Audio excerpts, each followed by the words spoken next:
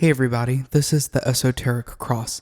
I make videos about how to gain your personal power while learning ancient secrets, and if that sounds like something that you're into, please hit the like button and subscribe and gain insight from this perspective in the cosmos. In this video, we're going to talk about what astrotheology is. We're going to talk about the differences between exoteric astrology and esoteric astrology. We'll get deeper into what the zodiac truly represents as well as other astrological bodies. We're going to talk a bit about ceremonial magic and the relationship between the creator and creation. First, let's talk a bit about exoteric astrology. This is getting into things like analyzing birth charts or talking about sun signs and how this relates to your personality. Within astrology, the idea is that aspects of your personality will match the description of the zodiac sign that the sun was seemingly in front of at the time of your birth. Astrology is also commonly used to predict the future or to get a deeper understanding of what is going on at the moment. For a basic example, if Jupiter is moving into the sign of Pisces, then this could indicate a time of growth and expansion around spirituality. It gets a bit more complex when you analyze this with your actual birth chart to show how this movement of Jupiter in Pisces will actually affect you personally. You may have Jupiter in Pisces in your 10th house in your birth chart. Since the 10th house may have a lot to do with your career, then this could mean that there's a big opportunity for growth and expansion in your career while Jupiter is in Pisces. I have no real problems with using astrology in this way. I honestly find it fascinating and I enjoy learning more about it, but this isn't exactly my area of astrology that I work with. What is the difference between exoteric astrology and esoteric astrology?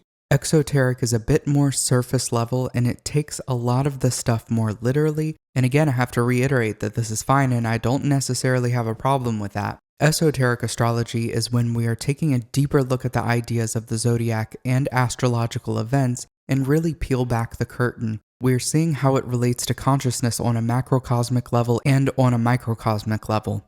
We can see how these zodiac signs are aspects of the consciousness that we all have, and they represent aspects of the universe and creation as parts of this cycle. Esoteric astrology is a way of understanding the self and creation in general. There are two main things to discuss here, and they are the planets within astrology and the wheel of the zodiac. The planets are aspects of consciousness too. The sun and moon are still technically considered planets or planetary bodies within astrology. Now, the sun is the only thing here that produces light. If we get into the esoteric meaning of what this is representing, it reveals something really powerful. The sun is light, the source of light, and it is the light of the world. This is an allegory for consciousness. Consciousness is light. The moon and these other planetary bodies are just reflecting the sun's light. They are reflections of the sun, and therefore, esoterically speaking, they are reflections of consciousness. So each planet has a basic meaning. For example, the moon is emotions, intuition, and represents the subconscious.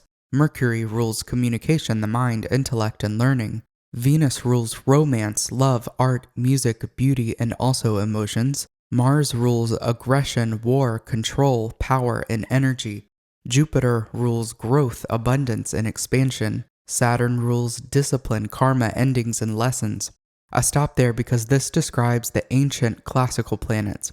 These are all qualities that we contain. They are reflections of this consciousness. The sun, being the consciousness itself, is the I am principle that we all have. It represents individual and personal consciousness that also is tied to ego and the will to create or be something. The consciousness shines its light through these reflectors to reach Earth. Earth is representing the 3D physical reality, the chessboard of life, the body, and manifestation. Now, the wheel of the zodiac is this layer beyond these planets.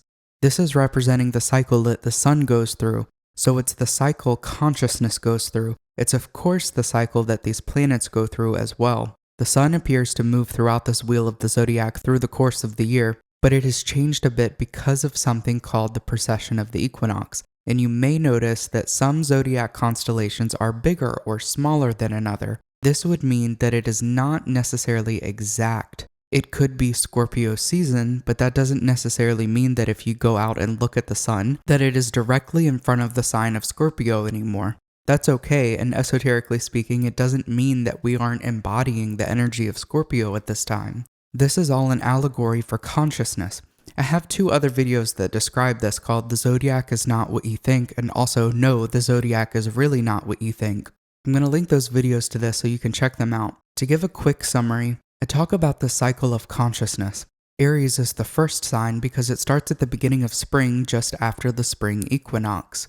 The equinox is when the tilt of the earth makes it so that the sun is shining equally between the northern and the southern hemispheres. Aries is bold, strong, and represents a new beginning and consciousness. Taurus is the middle of spring, and it represents the fullness of that season, which is growth, abundance, and stability. Any sign that you find in the middle of a season is a fixed sign, meaning it embodies the fullness of that season. Gemini is the ending of spring and again is searching for balance, and it represents duality. The sun moves into Cancer as it reaches the most northern spot in the northern hemisphere, which is the summer solstice. It is the height of light. As we enter into summer, it represents the home of the sun, and Cancer is building this home. Leo is the fixed sign of summer, and it is the fullness of summer. It is hot. The sun is a roaring lion. Things here in consciousness reach a peak. Virgo is the last sign of summer, representing a search for balance again and finding it in Libra. The crossing into Libra happens around the autumn equinox, where the sun shines equally over the northern and southern hemispheres. The middle of autumn is represented by Scorpio, which is the sign of death and transformations. The sun, or consciousness, descends into the underworld. Sagittarius is where we meet this animalistic side, or aspects of the shadow are revealed and confronted. We reach the lowest point in the cycle at the winter solstice as we cross into Capricorn. This is where we use our discipline and will to overcome the darkness and ascend. The fullness of winter is represented by the fixed sign of Aquarius, which is ascension with intellect, community, and innovation. Pisces closes this out with our spirituality, intuitions, and developing a new understanding. The new consciousness bursts through the surface back into the season of spring. Now, this is the point of view from the northern hemisphere. And this is because most of the population lives in the northern hemisphere, and this is also where these ideas originate. Remember, this is not literal, and this is an allegory for your consciousness. The sun does not have to be in Leo for you to connect with the energies of Leo. You do not have to live in the northern hemisphere to connect with this. This is because Leo is an aspect of your consciousness, and it represents your consciousness in a particular stage in this cycle that you go through. You can work with it whenever you'd like to experience a certain outcome. This brings me to the topic of the path within ceremonial magic. Ceremonial magic is a system which lays out practices in a way of working through these aspects of consciousness with an intention to separate, purify, and strengthen them.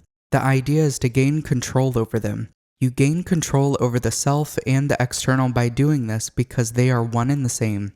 You are the creator of this universe, individualized and materialized within a human body at this point in time in existence. As above, so below. Anything that you do along this path and within the self is reflected in the external, and this is how magic works. We work with the elements, planets, and the zodiac in this path so that we are able to break the chains. It's truly a way of transcending the zodiac. If you want more information on the zodiac, then check out my other videos on this topic, and make sure to check out the link in the description below to see what courses I offer, like the course in ceremonial magic, which is focused on the elemental work. This sets up a strong foundation for future magical work, and it starts in March, so sign up now and don't miss it. If you want to work one-on-one with me, I do offer coaching as well. There are links in the description to this, as well as to where you can book a tarot reading with me. I also have the link to my Patreon if you're interested in some live streams, and hope there was something new that you were able to take away from this video. If so, please hit the like button, leave a comment, and subscribe for more content. Thank you so much for watching. Until next time.